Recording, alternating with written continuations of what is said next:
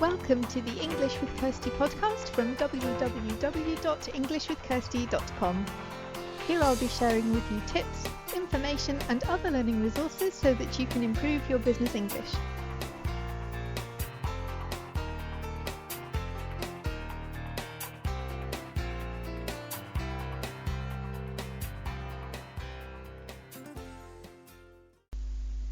Hello everybody and welcome to the English with Kirsty podcast.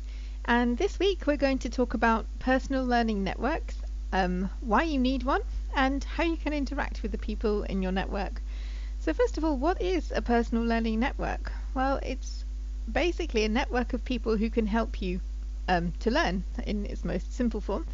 But in the sense that we're talking about, it's people that will help you with your language learning, because learning a language can be a really lonely journey sometimes if you're doing it on your own.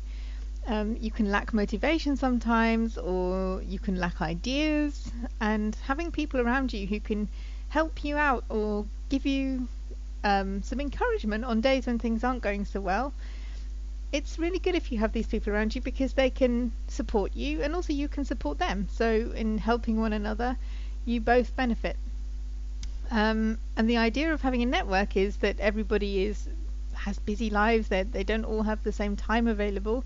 So the idea isn't that it's one big group where everybody knows each other. The other people in your network probably won't know one another or have any contact with each other, but it's just you have contact with all of them, and they can help you in different ways at different times to progress with your language learning.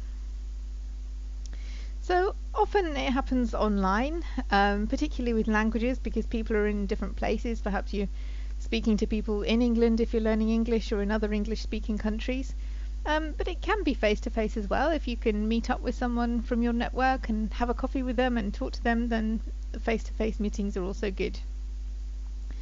But the bottom line is that they all contribute to some way, in some way, to your learning. So why do we need one? Why do we need this kind of network? Why isn't it enough to say just go to lessons or to have a tandem partner? Obviously, having lessons and working with tandem partners is good, but there are some other benefits to widening the net a bit and having more people around. So, number one, you don't usually get all the help that you need just from one person. The teacher will teach you, other people can help you to practice what you've learnt. It's very difficult to do all the practicing that you need to with a teacher, because that would take up a lot of time and it would be quite expensive for you. So you need to use what you've learned and practice with other people, and you can work with language tandems for that, or in Facebook groups where the language is being spoken. Because if you don't practice what you've learned from one week to the next, then you're likely to forget it. So it's really good just to keep those new words and new sentence structures or whatever you're learning fresh in your mind. And the best way to do that is to use them. So number two is you also learn when you're helping other people. So if, for example, you're in a Facebook group about English and somebody has a question, and you can answer it because you know about this particular topic, then it's reinforcing for you what you've already learned, because you're explaining it to that other person. So obviously you're helping them, but it helps you too, because it's another way of practicing what you already know, because you're going over it again in your own mind, and you're just making sure that you really have understood. Number three, it's a great way to make new friends. And yeah, that's always a good thing to do, to meet new people and to find out about new people, perhaps other cultures. But also it's probably going to be, some of these people will share your interest in language learning, because your other friends may accept that you do that, they may think it's good, but they may not share your interest in it. Therefore it would be difficult for you to talk to them about the successes that you're having, or maybe the struggles that you're having. So other people who are interested in language learning will understand that a bit more, and they'll probably be able to give you more support and some help. Number four, people in your PLN can make you aware of new resources. Perhaps there's an interesting website, or a great place to get information online, or somewhere to find out information about one of your other hobbies, but that is in language that you're learning. So they can really be inspiring. I've found, certainly in some of the Facebook groups, people posted things from sites that I'd never heard of, and then that helped me because I went to look at them and perhaps bookmark them, go back to them. So other people who are learning may come across things that you won't know about, and if they share them, then everybody can benefit, and you can do the same for them, of course. Number 5 is we all have limited time. So this is the point that I was making earlier. If you just have one language exchange partner, for example, and they're busy most of the time apart from when you arrange to meet, then you can only limit your practicing time to the time that they're available and that you're available. So you may not always have the same time available. So if you have more people in your network, then you can maybe go online and see who's available, or look at what they've written and interact with their Facebook posts, or set up several speaking sessions during the week on something like Skype or WhatsApp or Viber or any of the other tools that are around. If you've got more people to talk to, then you have more chances of you and them being available at the same time. Okay, number 6. It encourages you to be spontaneous with your responses, and this is particularly in relation to speaking, because I'm somebody, when I've been learning languages, I certainly find writing is easier. So I'm happy to chat to people on Facebook and to, in the past, have email exchanges with people, but when it came to speaking, that was definitely harder for me because I didn't have that time to plan my response. But actually, it's good to put yourself under that pressure sometimes, because it is more like real life situations where you may just have to speak the language to someone. So if you can do that with somebody that wants you to do well, that's friendly because they're in your PLN, then it will help you to gain confidence for other situations where you may have to speak the language and you haven't had any time to prepare. And number 7, the last one. Everyone explains things in different ways. So your teacher may say to explain something in one way, you may read something in your grammar book and it still doesn't make sense, but if someone else has just a different take on it, they may be able to get the idea across to you in a way that will stick in your mind, and it will be easier for you to remember that or to understand the point. So sometimes you just need a different perspective on something, and that makes it easier for you to understand, because we all communicate differently, we all have different learning styles. Some people are visual learners, some people have to write things down, some people have to imagine something in relation to what they're learning so that it will stay in their minds. And in the same way that everybody learns differently, people explain things differently as well. So if you've got some other people around, maybe some other native speakers in a group, or somebody that you're talking to may just be able to explain something in a way that makes it more meaningful and makes more sense to you. So it's always good to have second and third opinions. Okay, so who can be in your PLN? Obviously a teacher. If you have some kind of language trainer or an English teacher, then they can be there. It's not good to rely entirely on them, but they can definitely be in the network. If you're on a course with other people, then those other people can be in your network too, because you're learning the same material, you're learning together. You can have language exchange partners. We've talked about them. You're learning their language and they're learning yours, so they can be in the network. People who speak the language that you want to learn, so maybe you've got some English speaking friends already, so they can be in there because you can chat to them in English.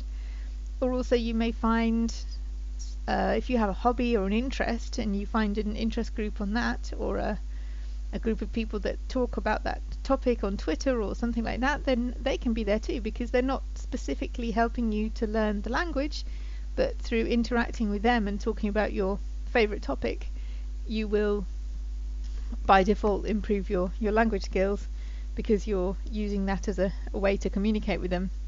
The example I often use is the dog forum. When I decided to do something about my German after I'd left it for a couple of years, I joined a dog forum and we talked about dogs a lot, and I think I was the only English person there at the time, and that was really good, because all these German speakers were suddenly really wanting me to do well, and they would explain things if I didn't understand them, but generally we were just talking about dogs. Okay, who else? Other learners who you've met online. It's not true that learners can't learn from each other. If you find somebody who is maybe at your level, so you can study together, maybe look at a text together. So maybe somebody who's slightly ahead of you on the learning journey, they can explain things to you. And sometimes speaking with another learner is great because you don't feel under as much pressure as you would feel if you were speaking with a native speaker. Okay, you may not be able to correct each other in the same way, but if it's just about getting some speaking practice, then actually speaking with another learner is a really good thing to do.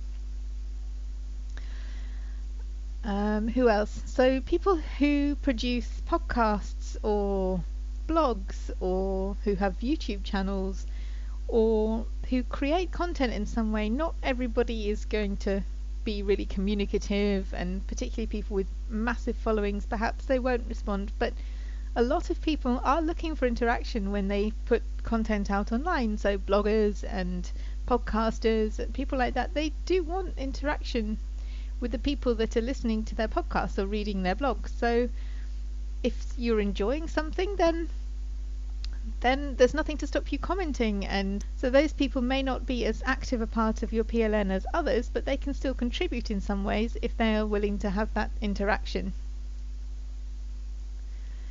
So the third thing, how do I keep in touch with my PLN? So how does it work? If I think about my PLN and the way that I've done things, most things for me have been online. I have done a bit of face-to-face chatting with language exchange partners, but most of it has been done online. So I found Facebook to be really useful, making friends with people, reading their statuses, them commenting on yours. That can be a really good way to get some interaction. Or there are groups for language learning, there are groups for interests. There's so many things you can do on Facebook with language learning, particularly if you're someone that spends a lot of time there anyway. And finding people on Twitter to be in your PLN is also good if you use Twitter. Generally, people tend to write shorter messages on there, so it's easy to, you don't have to wade through loads of text, and you can also find some interesting articles that way. So it really depends which social media platform you feel most at home with. So go with the one where you're spending the most time and find people there. Perhaps you don't use social media so much, but you can use things such as Skype or WhatsApp or the Facebook voice messenger or Viber or any of these programs that allow you to talk with other people or have video conversations with other people, and it doesn't cost. It only costs whatever you would pay for your data usage or for the Wi-Fi. So in the past, people had to spend so much money on calling other countries, but now we don't have that. You can just talk to people, and it's just much cheaper and much easier. So you can use these kind of things if you want to have voice chat with people. Face-to-face meetings, as long as you can find somebody in your area who speaks the language that you're learning, or you can find other learners, then yeah, you can have face-to-face meetings with them. Either meet up for coffee or for lunch, or do an activity together and agree to speak English while you're doing that activity. You can write to people, either the old-fashioned way with a letter that goes in the post, or by email, and there are forums and websites where you can find people to write to by email or using Messenger, a kind of language exchange. You can go to events held in your target language, and you can meet new people there and add them to your PLN afterwards. People who are either native speakers or who are interested in the language that you want to learn.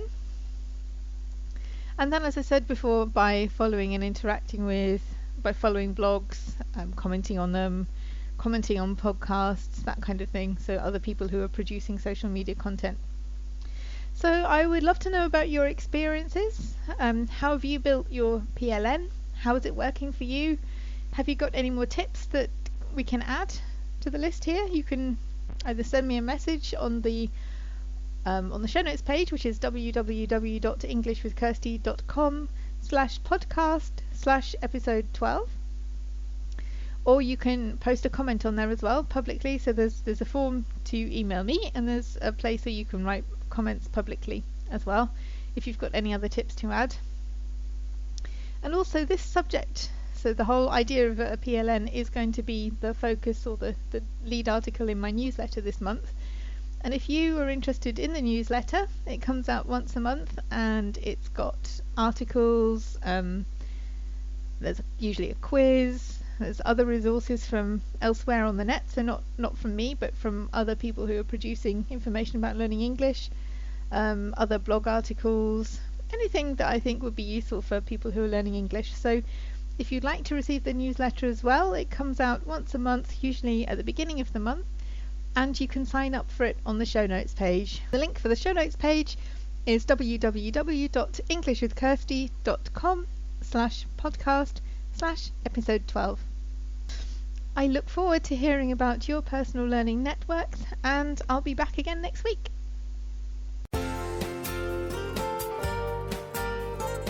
I hope you enjoyed this episode of the English with Kirsty podcast.